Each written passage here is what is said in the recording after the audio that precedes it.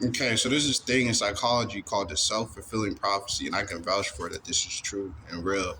It's like where you act a certain way, you have a fear in your mind, and you act a certain way that makes it come true. Whereas if you had acted different, the fear wouldn't have actually came to fruition in life. Like, and this is if you have a vulnerability, like you're overweight.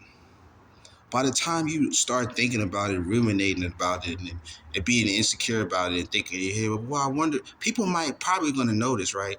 But by the time you done got finished in your head ruminating and over exaggerating it, you make it known that you're insecure about your weight. Whereas if you had just been acting confident or projected confidence, nobody would have knew your insecurity. So it's like where you, with your own actions, you make something your fear come true. Not necessarily like